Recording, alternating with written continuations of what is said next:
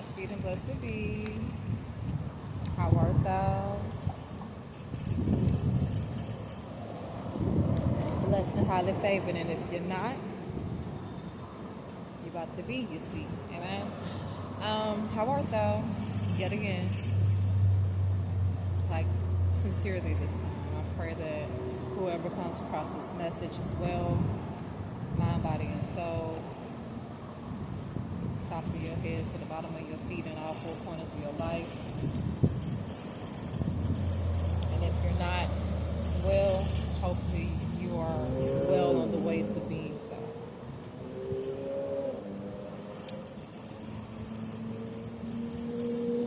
I be feeling like I have my ducks in a row before I turn on this camera. And as soon as I hit play, baby, it be like white noise.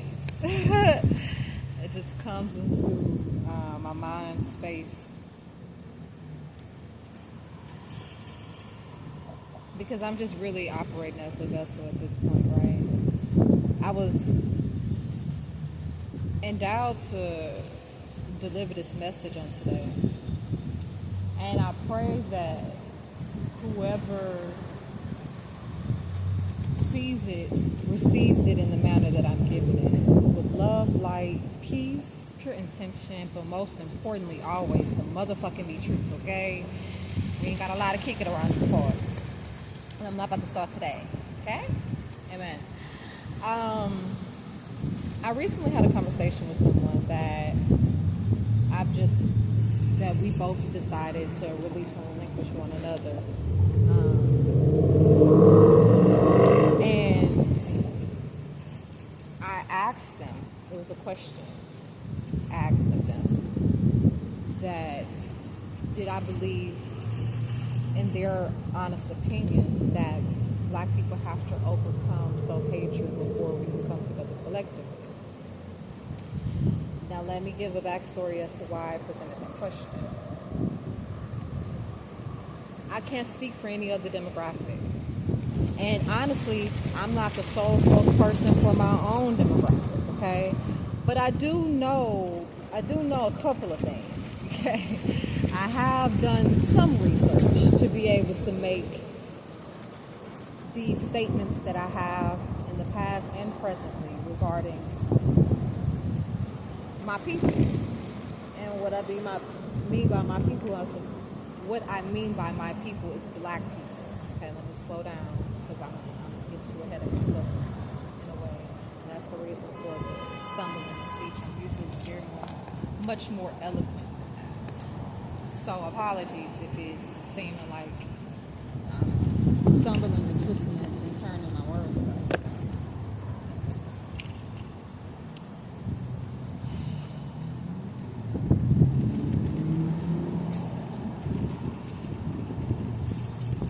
There is a large,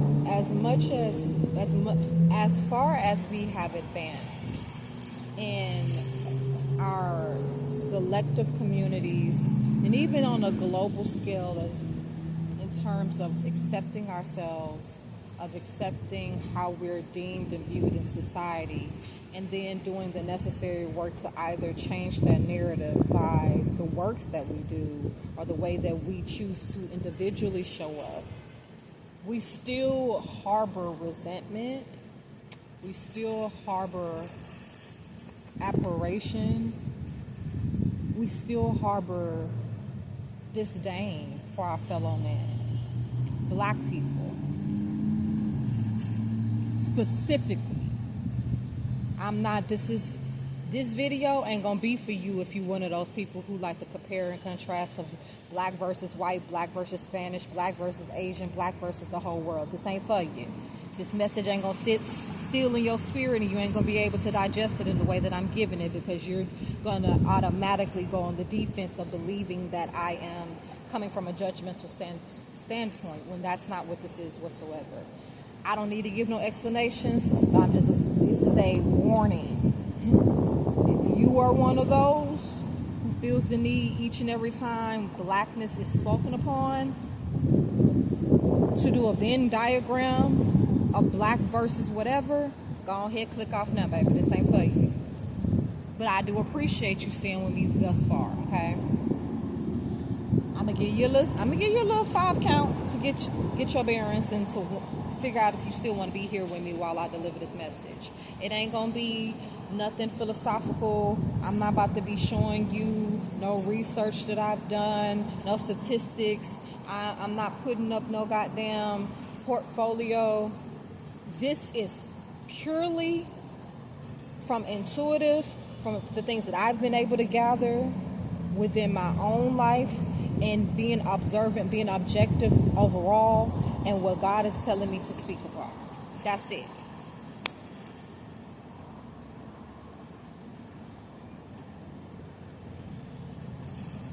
Okay, you're still here. You want to hear this.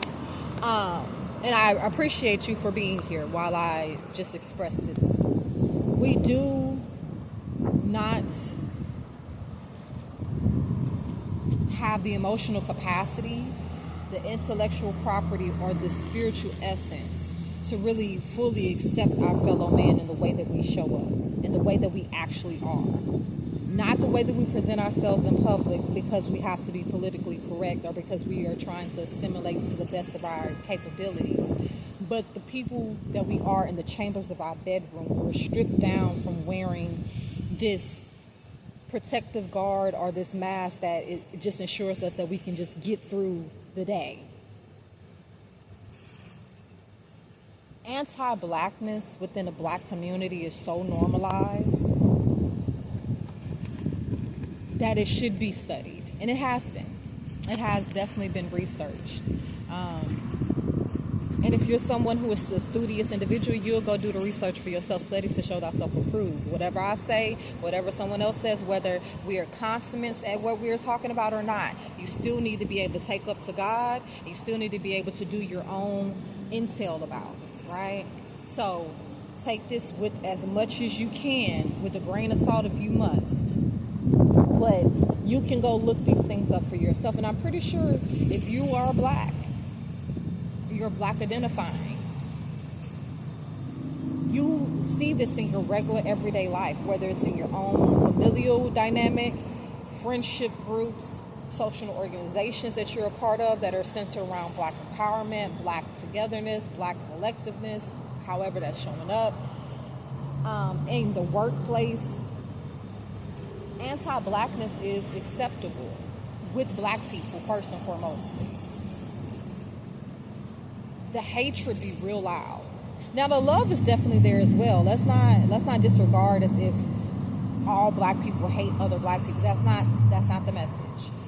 We don't really know how to fully process those who are not considered to be the acceptable black or the normal black, or the one that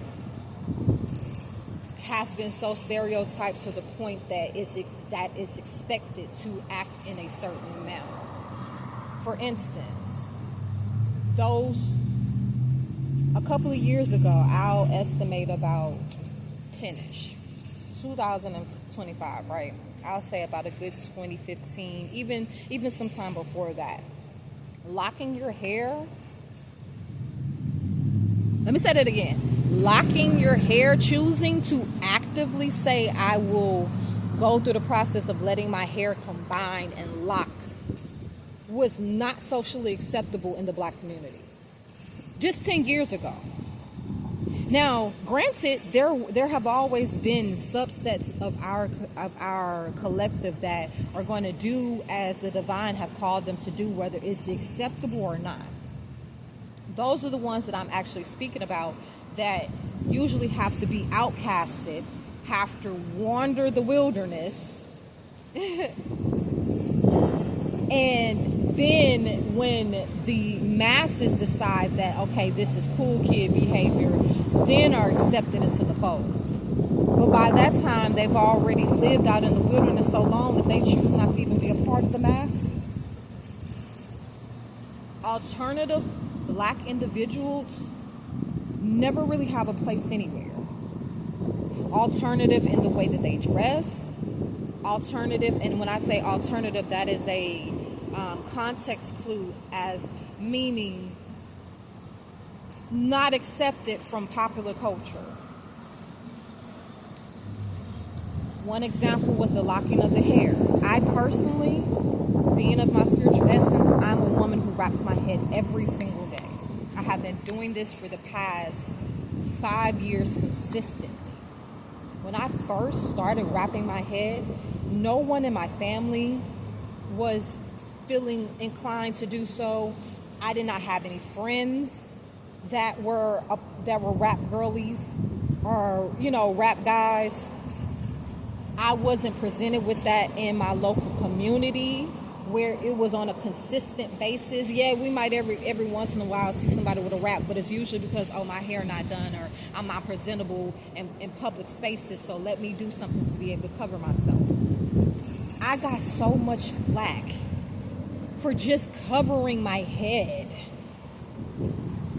This is a personal experience, but I'm also going to get back to the generalization of the message, right? I got so much flack just for covering my head. My family kikiing and making all types of jokes and shit like, oh, what you trying to be Muslim now? Like, what you got going on? You switching up your religion? Let us know so we can know, like, you a part of the Nation of Islam? Is you getting down with it? I'm talking about run the rigmarole. My family, flesh and blood.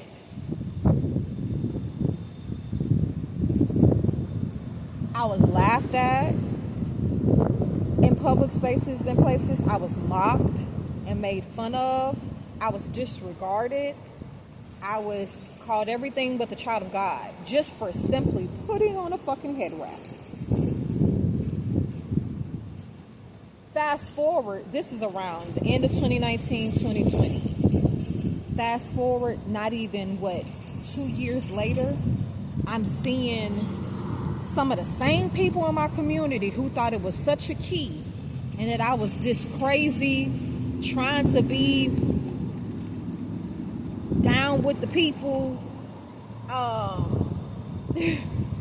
obsessive individual. The same very people who spoke about the fact that I don't know what the fuck she got going on were starting, you know what they were doing? I'll give you a guess.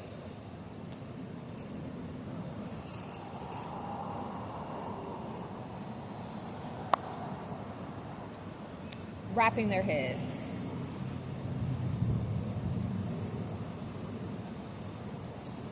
That's a key element in the point that I made earlier about the fact that being alternative and black, you're not accepted into the popular culture, deems you worthy and valuable enough to the cause.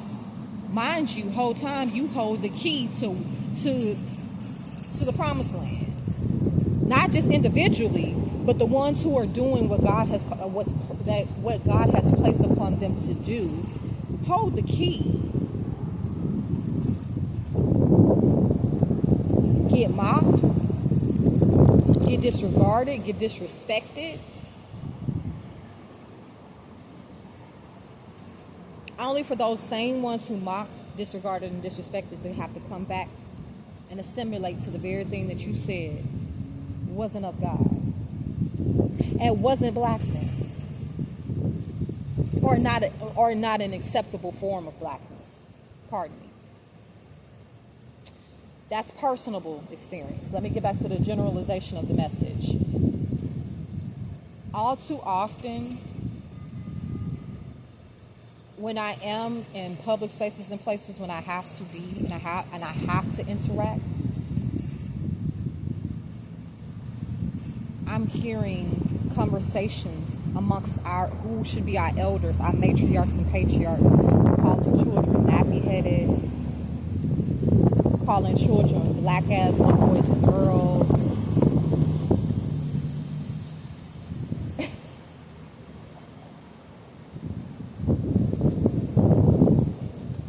Calling them thugs and young niggas and young bitches and hoes and sluts and tramps and everything that you can think of that we already received from the outside forces being appropriated in our own communities by the very ones who are supposed to be guiding us and raising us and molding us accordingly. And they don't see nothing wrong with it. You a black person? I'm gonna give you a little homework assignment. After you watch this video, go talk to your mother. Go talk to your grandmother. Go talk to an uncle or aunt if you have these individuals that's accessible in your life to do so. You have an active working relationship with them. Go talk to an older cousin and ask them the very question that I just asked you and see what their response will be. Or better yet, make up a false story about anything relating to a black person that you done got into an argument with, or you just had a passing of words with, or you just saw in a public space and place and you deemed their behavior or actions to be inappropriate or the subset of blackness, and see what they say about it. I can almost guarantee you, out of all of those individuals I just named for you to do that towards, at least one or two of them are going to express some form of anti-blackness in that conversation. And I want you to pick it up, because this is why we have our children, our progeny. This is why they suffer with anxiety, manic depressive disorder, bipolarism, mental health conflictions that can't even be named properly, and go beyond just medication, because they are already faced with deprecation in the home.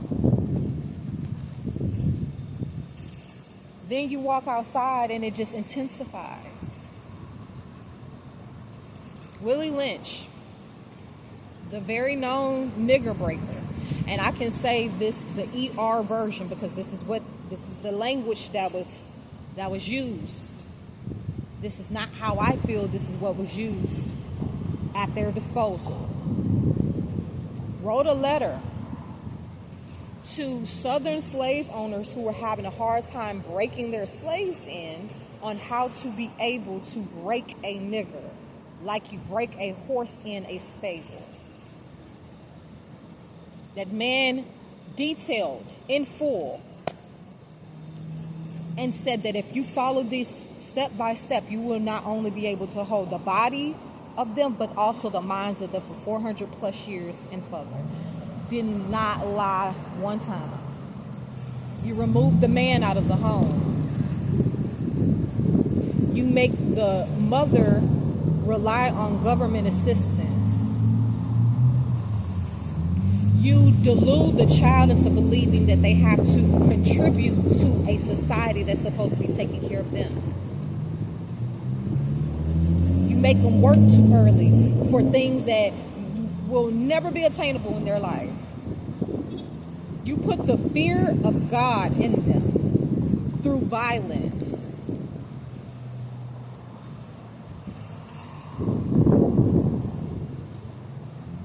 Through affliction methods that you use when you're slaughtering animals. I'm not here to be the judge or juror of how we're going to be able to overcome said anti-blackness or self-hatred, because it's an internalized thing. There's definitely history behind it. Like I mentioned when I first started this video, this is not a research lesson. You need to go do that work for yourself. Even if you are a non-black, you still need to do the work for yourself so you can understand and you can show some type of grace and compassion when you are met with exactly what I'm mentioning. If you are black, what I ask of you is, when you are in these certain circumstances, that you take a moment and recognize how to respond accordingly to what you know is an illness.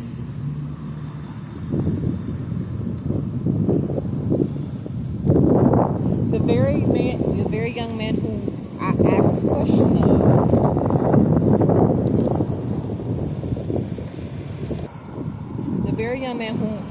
question of, made a point and said that we are the most inclusive group. Two things can be right at the same time. Two combative things can be correct at the same time. Never once said that we weren't inclusive. Never once said that black people don't have the capacity to love. What I asked was, do you believe that we have to overcome self-hatred individually to be able to come together collectively and build off of that? Build solid foundations. Be the pillars in the community where we operate out of and where we're supposed to be thriving from.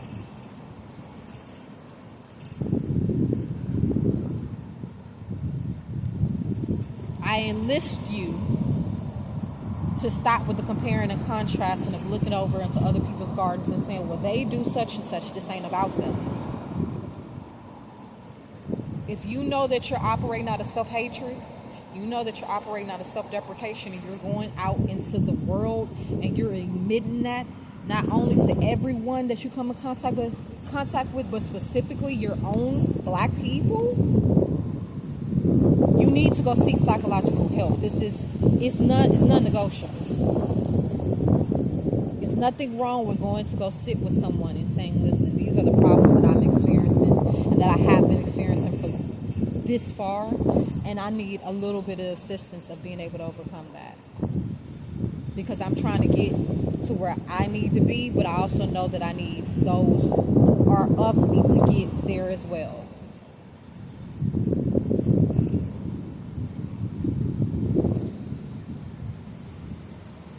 That's the message. I love y'all. This is coming from someone who is not above correction. This is coming from someone who is not above reproof. This is coming from someone who has had their own encounters with self-hatred, self-deprecation. Not that I operate out of it and that I live in that, but I have had my moments where I'm just like, I've had to check myself. I've had to internally go within and say, no, let's see why you said that, or let's see why you responded in that manner, and let's see why you are justifying what you know to not be righteousness, especially against your own kind.